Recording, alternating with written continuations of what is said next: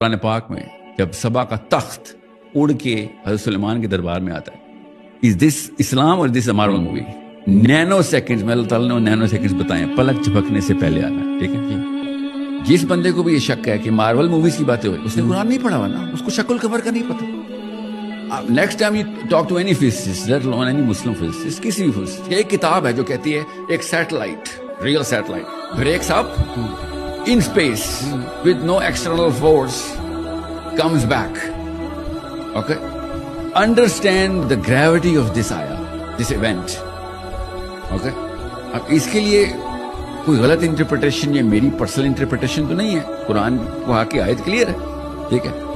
ملکہ سبا کا تخت حضرت عزیر کو مار کے ڈیکمپوز کر کے ری انکارنیٹ کرنا سورہ بقرہ میں اللہ تعالیٰ کی آیتیں، میری تو نہیں۔ میرا اور آپ کا کام یہ تھا کہ تھرو میئر کامن سینس قرآن پاک کو دیکھتے کہ یہ والی آیتیں، اور اس طرح کی ایک دو بھی نہیں نا، ایمبریولوجی کی آیتیں کہ ماں کے رحم کے اندر بچے کی سٹیجز اللہ تعالیٰ بتا رہے ہیں۔ اب یا بارش کیسے ہو رہی ہے، now all physics, chemistry, biology or mathematics, we just see hovering around, and Quran Pak is full of it. It's not like it's one time mention آگے کسی آیت میں۔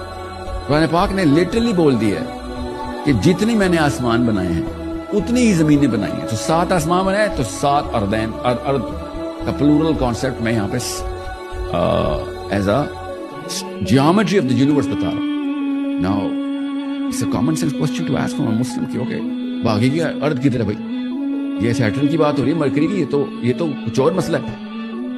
سماوات کا لفظ آ گیا ہوا ہے، all of a sudden physics کی جیومیٹری چینج ہو رہی ہے، ڈیفینیشنز آف فزکس چینج ہو رہی ہیں۔ As a Muslim, we were supposed to take precedence, not take followership. آسمان ہے، پھر پانی ہے، پھر آسمان ہے، پھر پانی ہے، پھر آسمان ہے، اوکے؟ اور چھٹے آسمان سے پانی نکل رہا ہے اور نیل اور فرات میں انٹر ہو رہا ہے، ٹھیک ہے؟ اب یہ قوی حدیث ہے، یہ ضعیف حدیث نہیں ہے، اس کی کوئی میں انٹرپریٹیشن نہیں کر رہا ہوں اپنی طرف سے، یہ ڈائریکٹ الفاظ ہیں نبی السلام کے۔ اب تو کوشچن رائزز، یہ کون سا سبجیکٹ میٹر لے کے آؤں کہ وہاں سے پانی یہاں پہ ٹرانسپورٹ کروں سے؟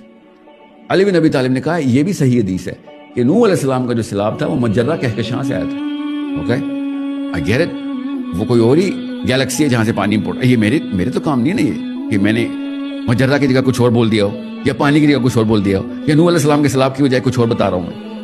You have to understand, we somehow have our own way of interpreting whatever I'm saying through this bubble of that archetype جو ہم نے خود ہی بنائی ہوئی کہ یہ تو اسلام والوں کو کام ہی نہیں تھا، یہ کیا باتیں کر رہے ہیں، تو انہوں نے لٹرلی قرآن نہیں پڑھا ہوا پھر۔